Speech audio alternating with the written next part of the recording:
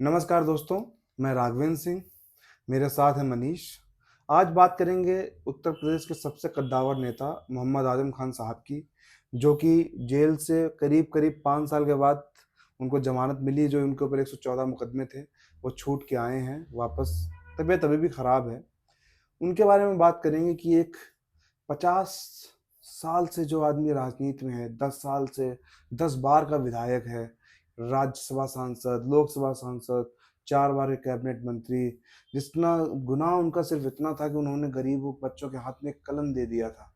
उनके खिलाफ इतनी ज़्यादा जाति, उनको एकांत की कोठरी में बंद कर दिया गया जेल में, उनको कुत्तों से भी बेकार खाना दिया जा रहा था, उनकी दवाइयाँ नहीं दी जा रही थी। ऐसा जुर्म कैसे हो सकता है? आपको क्या लगता है आजम खान के आने से कितनी मजबूती मिलेगी? बहुत ज़्यादा मजबूती मिलेगी। उनके जो समर्थक हैं, केवल वो रामपुर के ही नेता नहीं हैं, पूरे प्रदेश के, पूरे देश के बहुत बड़े नेता हैं। और समाजवादी पार्टी के जो कार्यकर्ता हैं, उनमें एक खुशी की लहर दौड़ गई है। वो जब जेल में थे, जेल के अंदर बैठे-बैठे उन्होंने समाजवादी पार्टी को 37 सीटें जिता दी लोकसभा के चुनाव में।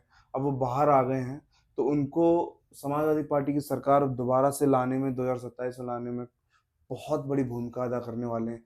आज़म खान एक क्रांति का नाम है, वो कोई एक छोटा-मोटा शख्स नहीं है। 100 साल लग जाते हैं आज़म खान बनने में।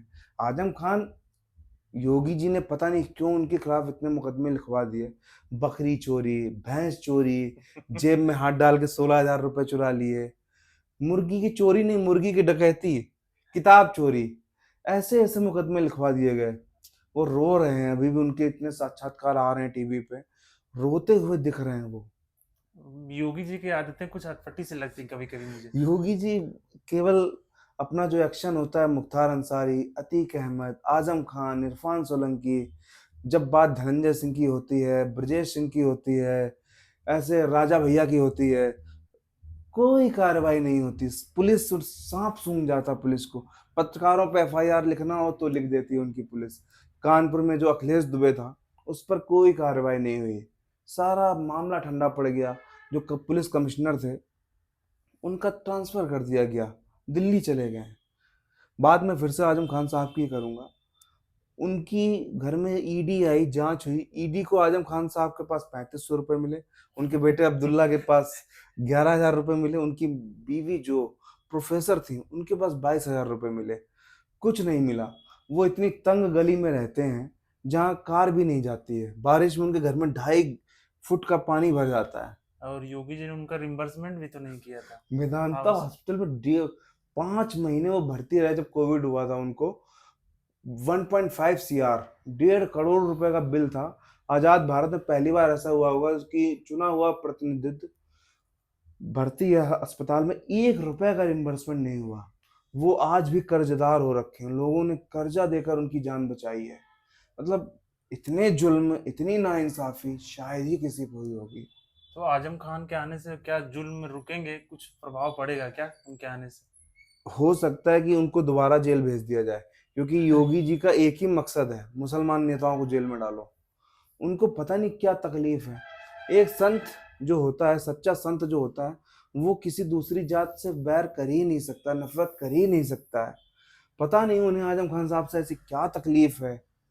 मैं तो यही चाहता हूँ आजम आजम खान साहब हमेशा स्वस्थ रहें, प्रदेश की राजनीति में गरीबों के लिए बहुत काम करें, उनको खुश करें, उनकी खुशियाँ वापस लाएँ, और मैं उनको मुख्यमंत्री के तौर पे देखना चाहता हूँ 2027 में।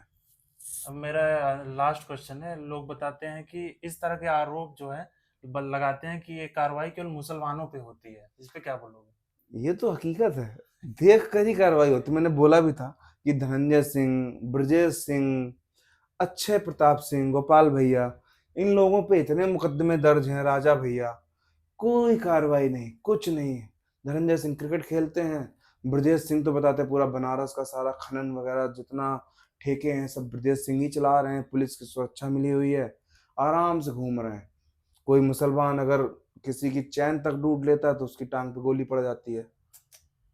मुसलमानों की तो खैर ही नहीं है। जो बरेली वाला बवाल हुआ है, इतना ही खौफ है अपराधियों का, इतना ही सब कुछ है, तो मौलाना की हिम्मत कैसे हुई अपील करने की?